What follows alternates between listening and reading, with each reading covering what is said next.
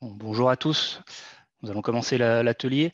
On vous remercie d'être présent aujourd'hui et connecté pour suivre ce nouveau rendez-vous avec les conseillers informatiques de la Haute-Savoie sur le virage numérique en rapport à votre activité dans les pharmacies. Notre objectif du jour, c'est de vous présenter vraiment une généralité pour que vous ayez des réponses potentiellement à vos questions en suspens actuelles.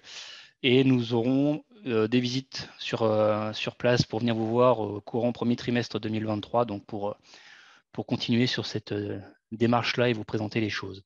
Donc aujourd'hui, c'est Pauline et Loïc qui se chargent de cette présentation, qui vont assurer l'ensemble du déroulé.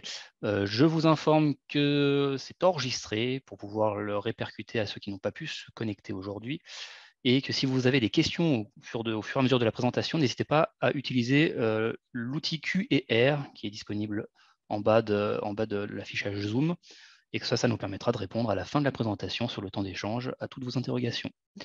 Pauline, je te laisse la main et bonne présentation. Merci Pierre-Louis, bonjour à tous. Je suis contente de vous retrouver pour ce nouvel atelier de présentation et d'échange. Comme vous le disait Pierre-Louis, qui va porter aujourd'hui sur le virage numérique de vous, pharmaciens.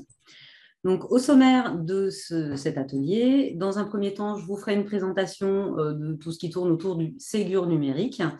Ensuite, Loïc prendra la parole de façon à vous présenter les outils numériques qui vont être développés, en tout cas sur le département, au cours de l'année 2023. Ensuite, je reprendrai la parole pour vous présenter le volet numérique en santé et amélioration de l'accès aux soins de votre ROSP, donc suite à la signature de la nouvelle convention sur l'année 2022. Et enfin, comme le disait Pierre-Louis, on prendra un temps pour répondre à toutes vos questions, donc n'hésitez pas à les poser dans l'onglet Q&R ou au moment où vous pourrez également prendre la parole directement si vous le souhaitez. Eh bien, écoutez, je vous propose qu'on rentre dans le vif du sujet. On va parler, donc, comme je vous le disais, dans un premier temps, du numérique en santé, du Ségur numérique. Donc, pour commencer, je vais vous présenter l'objectif du Ségur, c'est de généraliser et de partager, le partage fluide et sécurisé des données de santé, l'objectif étant de mieux prévenir et mieux prendre en charge, mieux soigner les patients. Pour ça, un investissement a été engagé par l'État pour moderniser les logiciels des soignants, que ce soit les soignants en libéral, hospitalier, mais également du médico-social, selon un cahier des charges qui va garantir l'interopérabilité des systèmes d'information, la sécurité des données et surtout pour vous, au quotidien, un outil plus ergonomique pour travailler.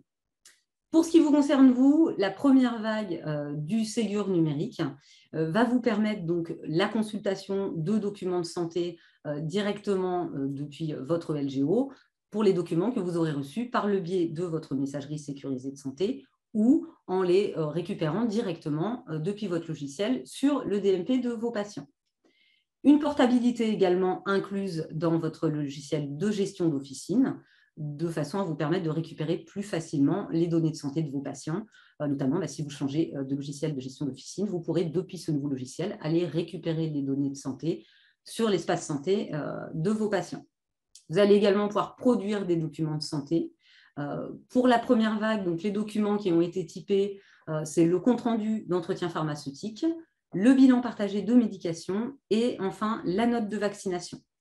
Et donc, ces documents, vous allez pouvoir les diffuser directement depuis votre LGO qui intégrera ces documents, directement donc, vers un professionnel de santé par le biais de votre messagerie sécurisée, vers le DMP de vos patients, mais aussi vers vos patients par la messagerie sécurisée qui est intégrée dans l'espace santé. Et donc, ce qui est surtout important à retenir, c'est que toutes ces actions, vous allez pouvoir les faire de façon plus simple et plus fluide directement depuis votre logiciel de gestion d'officine. Donc, pour ce faire, un équipement, donc un financement à l'équipement logiciel a été mis en place par l'État. Donc, c'est une prestation qui est, comme je vous dis, financée par l'État au bénéfice des professionnels de santé et qui couvre plusieurs dimensions. La première, ce sont les licences d'utilisation. La deuxième, c'est tout ce qui s'affaire aux frais d'installation, de configuration et de qualification. La maintenance, bien évidemment, sur le périmètre du Ségur. Un accompagnement à l'obtention des certificats logiciels. Donc ça, c'est des choses qui se font auprès de l'Agence numérique en santé et votre éditeur a été formé pour vous accompagner dans l'obtention de ces certificats.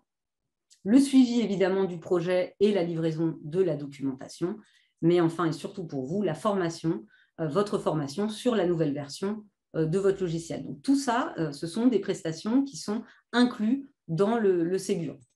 Par contre, le Ségur ne finance pas donc, les boîtes aux lettres sécurisées, nominatives, applicatives ou organisationnelles, puisque certaines messageries sécurisées de santé sont payantes. Voilà.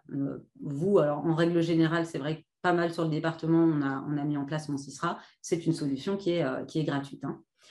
La prestation ne finance pas non plus les coûts associés à un changement complet de votre logiciel ou au rattrapage du fait que vous ayez une version qui soit jugée obsolète donc de votre logiciel de gestion d'officine. Mais également, la prestation ne prend pas en charge donc les coûts d'infrastructure que vous aurez à faire, notamment si vous devez acquérir des serveurs ou migrer de systèmes de gestion de bases de données. Comment faire pour bénéficier de ce financement? Vous avez effectivement des démarches à réaliser et des échéances à ces démarches. Donc, les premières démarches, ce sont vous rapprocher de votre éditeur pour savoir si sa solution logicielle sera labellisée Ségur et signer également le bon de commande qui sera fourni par votre éditeur de logiciel ou directement par son revendeur. Ces deux actions, elles doivent être réalisées avant le 15 mars 2023. Donc, il faut que vous ayez signé le bon de commande et l'avoir transmis à votre éditeur. La deuxième démarche, c'est d'avoir effectivement réalisé les travaux de réception, d'installation et de formation, donc installer la mise à jour Ségur, mais également vous être formé sur cette nouvelle version.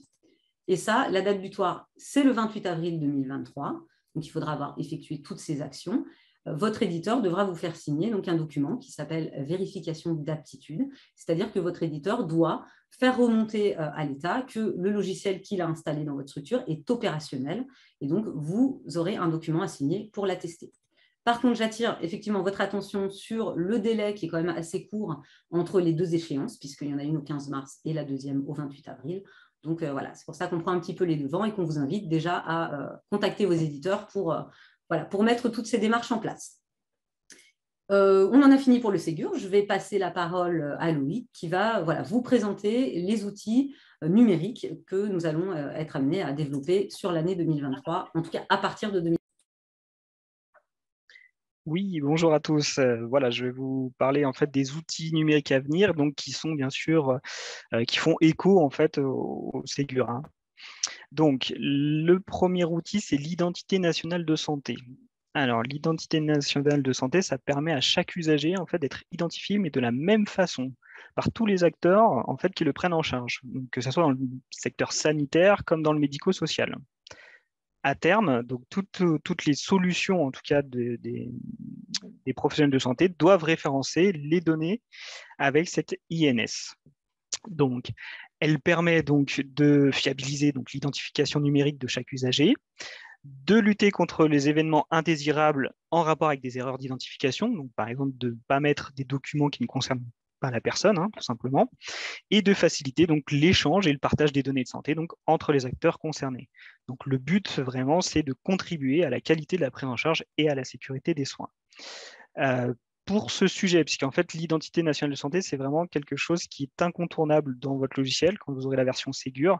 Donc, il y aura également une qualification de l'INS à faire. Donc, toutes ces données-là, on vous invite fortement à aller voir notre atelier de présentation qu'on a fait le mois dernier sur notre chaîne YouTube, donc en mettant CPM de Haute-Savoie, ou CPM 74. Donc, vraiment, c'est important à aller voir parce que ça va impacter effectivement votre organisation. Alors, le deuxième outil qui va arriver, ça s'appelle donc l'application carte vitale, hein, tout simplement. C'est la version dématérialisée de la carte vitale sur le smartphone de vos patients, donc qui vient en complément, hein, de la carte vitale physique qui continue bien sûr d'exister. Alors, un petit schéma pour vous expliquer un peu comment ça fonctionne. Eh bien, très simplement, avec un lecteur que vous avez ou que vous devez acquérir, en tout cas, il faudra lire donc, sur le smartphone de vos patients, donc soit un QR code, soit lire les données NFC. Donc les données NFC, c'est par exemple avec votre smartphone, vous pouvez faire des achats donc avec cette technologie en passant donc votre téléphone sur le lecteur on va dire bancaire. Donc une fois que le QR code par exemple est lu, votre logiciel va se connecter au téléservice ADRI donc pour récupérer la situation administrative. parce que effectivement dans l'application, il n'y a pas les droits. Donc la lecture, l'application carte vitale plus ADRI, il faut savoir que donc ça fait un flux sécurisé puisque vous allez faire votre feuille de soins électronique comme habituellement. Et enfin, il faut savoir que le patient va recevoir directement sur son smartphone une information sur la dépense de soins. Alors, vraiment vigilance, hein, l'assurance maladie, nous, on préconise vraiment l'usage du QR code parce que cette technologie, elle est vraiment compatible avec tous les smartphones, sachant que l'iPhone, par exemple, n'embarque pas en fait la technologie NFC. Donc, il faut vraiment privilégier le QR code. Alors, le troisième outil, c'est l'ordonnance numérique. Alors, pour l'ordonnance numérique, ce qu'on vous propose, c'est de visionner une vidéo qui résume vraiment bien cet outil. Donc ça, je vais prendre la main par rapport à ça. Voilà. Tout savoir sur l'ordonnance numérique. L'ordonnance numérique est un outil numérique permettant le partage fluide et sécurisé des données de prescription entre les professionnels de santé au bénéfice du patient. Il s'agit d'un service intégré au logiciel des professionnels de santé prescripteurs. Il permet de générer l'ordonnance au format numérique en y apposant un QR code véhiculant un identifiant unique de prescription. En parallèle de l'ordonnance numérique, le format papier est conservé. L'ordonnance papier sur laquelle figure le QR code est remise au patient. Comment se déroule la prescription? Depuis son logiciel métier, le médecin rédige l'ordonnance à l'aide de son logiciel d'aide à la prescription. Un identifiant unique de prescription et un QR code sont automatiquement associés à l'ordonnance. Les informations de la prescription sont automatiquement enregistrées dans une base sécurisée, gérée par l'assurance maladie, et le médecin reçoit un accusé de réception. Sauf demande contraire du patient, le médecin enregistre la prescription dans le DMP pour permettre au patient de la retrouver sur « Mon espace santé ». Comme d'habitude, en fin de consultation, le médecin remet au patient l'ordonnance papier. Celle-ci comporte désormais un QR code contenant l'identifiant de la prescription. Que se passe-t-il chez le prescrit? Le patient se rend chez le prescrit de son choix qui, en scannant le QR code de l'ordonnance, récupère les données de la prescription. Celles-ci sont directement intégrées dans son logiciel. Le prescrit délivre ensuite au patient les médicaments ou réalise les actes de l'ordonnance. Comme aujourd'hui, il peut, si nécessaire et après accord du médecin, ajuster la prescription en précisant le motif. Via son logiciel, le prescrit transmet automatiquement les informations de délivrance ou d'exécution à l'assurance maladie. De son côté, le médecin peut consulter les médicaments délivrés ou actes réalisés en accord avec le patient. Si le prescrit n'est pas encore équipé d'un logiciel compatible pour lire le QR code, l'ordonnance numérique est traitée comme une ordonnance papier classique.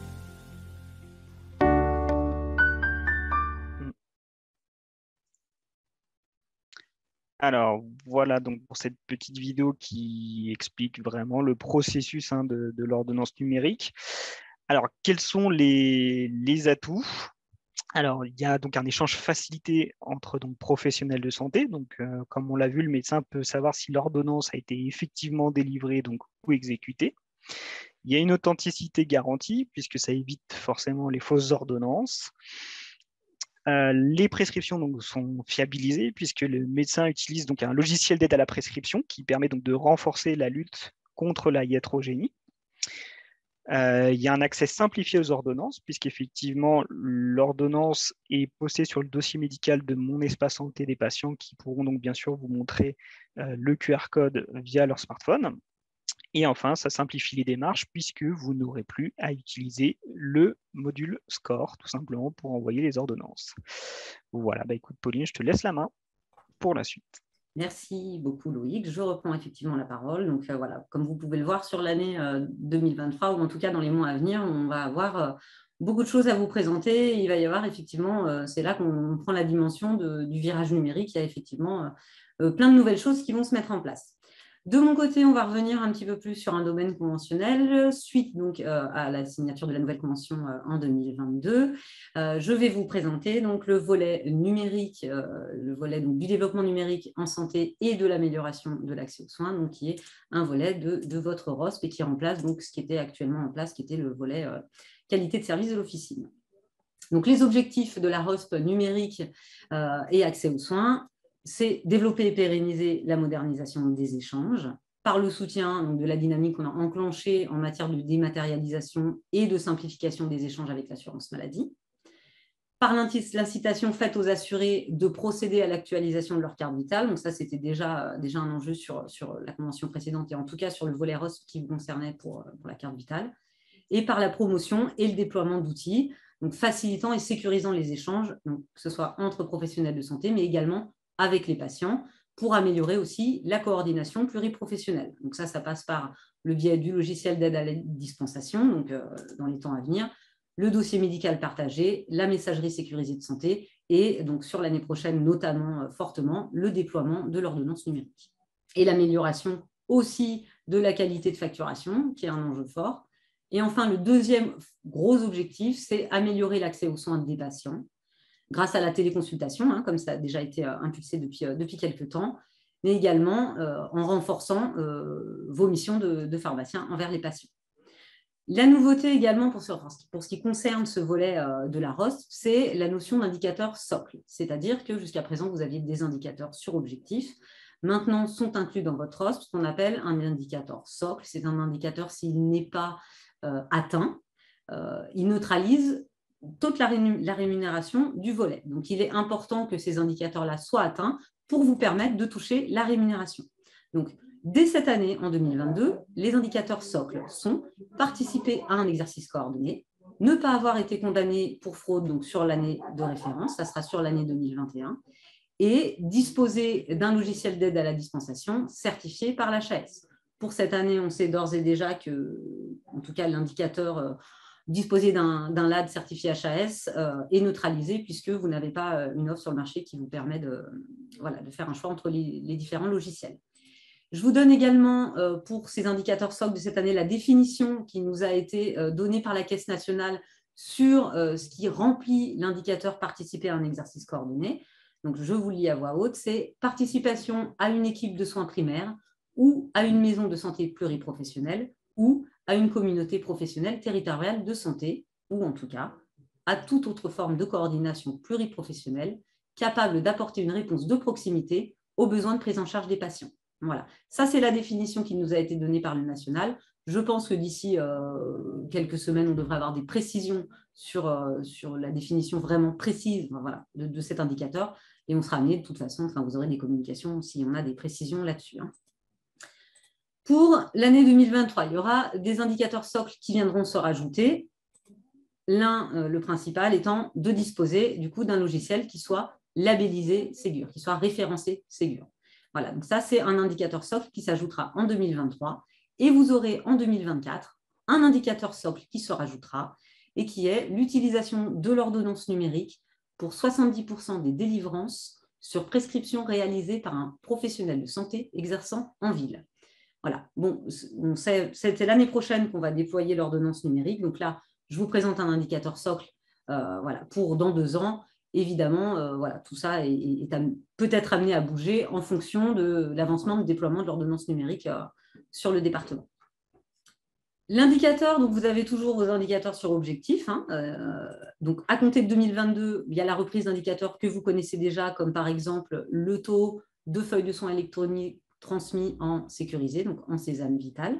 Je vous laisse prendre connaissance des objectifs et de la rémunération, mais normalement, c'est quelque chose que vous connaissiez déjà. La dématérialisation des pièces justificatives. Donc, il faut que la qualité, qu'il y ait une bonne qualité des pièces justificatives transmises pour au moins 99% des pièces. Je vous laisse également prendre connaissance de la rémunération. Troisième indicateur, l'actualisation de la carte vitale. C'est un indicateur également qui était déjà en place depuis quelques temps. Donc, la rémunération, effectivement, varie en fonction de l'équipement que vous avez dans l'officine, en nombre de lecteurs et en nombre de bornes de télémise à jour. Un indicateur également qui est en place, mais qui, effectivement, ne vous concerne pas, puisque sur le département, nous n'avons pas encore commencé le déploiement de l'application carte vitale, mais il y a, effectivement, par rapport à ce qui était projeté, et il y a aussi des pharmaciens sur d'autres départements qui testent le dispositif. Donc, c'est pour ça que vous avez l'indicateur, utilisation de l'application carte vitale. Voilà, c'est une aide à l'amorçage. Et si 5% des FSE sont réalisés avec l'application carte vitale, il y a une rémunération. Vous avez un indicateur qui est un indicateur qualité de la facturation, alors qui n'est pas un indicateur qui va vous amener une rémunération, mais c'est un indicateur, en gros, on vous demande de maîtriser, de surveiller des sous-indicateurs. S'ils sont bien maîtrisés, tout va bien. Si après, en fonction des taux, il y a une moins bonne maîtrise, à ce moment-là, il peut y avoir l'application d'un malus sur l'ensemble de la rémunération. Donc, les 3 sous-indicateurs, ce sont maîtriser, donc effectivement avoir un bon taux de FSE sécurisé qui soit transmis, maîtriser votre taux de rejet, pour les rejets pour lesquels vous avez effectivement un moyen d'action, et également maîtriser aussi votre double facturation, voilà, c'est-à-dire ne pas retransmettre trop en double, bien vérifier que les factures n'aient pas été payées avant. Voilà. Un autre indicateur, c'est, comme jusqu'à présent, vous l'aviez aussi depuis quelques années, l'équipement à la téléconsultation, donc avec un forfait la première année, 2 225 €, puis ensuite, à chaque téléconsultation réalisée, vous avez effectivement par tranche de 5 téléconsultations 25 € avec un plafond de 750 € sur l'année. Et enfin, dernier indicateur pour cette année, il me semble, c'est donc pour ce qui concerne effectivement votre rôle de pharmacien, à ce moment-là, pharmacien correspondant en ZAC et en ZIP. Selon voilà, comment vous vous inscrivez dans le dispositif, vous avez des rémunérations en fonction du nombre de patients que vous prenez en charge. Pour 2023, vous aurez des indicateurs qui seront liés à la mise à jour de votre logiciel Ségur, où vous aurez la possibilité d'utiliser le DMP. L'objectif est fixé à 80, il faudrait que 90% des accompagnements et des bilans finalisés que vous aurez réalisés, que vous les ayez alimentés sur le dossier médical de vos patients, sachant que ça se fera donc de façon plus fluide et plus simple avec la version Ségur de votre logiciel. Vous avez également un objectif sur l'utilisation de la messagerie sécurisée de santé. Si 5% des délivrances que vous réalisez donnent lieu à un échange par mail, avec l'usage de cette messagerie sécurisée de santé, vous percevez donc une rémunération. Et enfin, en 2023, il y a un forfait qui sera unique, qui ne concernera que l'année 2023. C'est une amorce, en fait, effectivement, à l'utilisation de l'ordonnance numérique. Vous avez une rémunération qui vous est versée si 35% des prescriptions exécutées le sont via le processus d'e-prescription, c'est-à-dire avec de l'ordonnance numérique. Bien évidemment, on a conscience que pour vous, vous pouvez exécuter des prescriptions via le processus e-prescription dans la mesure où le prescripteur est équipé du même dispositif. Et c'est là que va être notre travail, nous, sur l'année 2023. Ça va être justement de faire monter les prescripteurs, donc dans un premier temps les médecins, sur l'ordonnance numérique. Et vous êtes effectivement notre deuxième interlocuteur, puisque nous devons monter les médecins et les pharmaciens sur l'année 2023 pour déployer l'ordonnance numérique.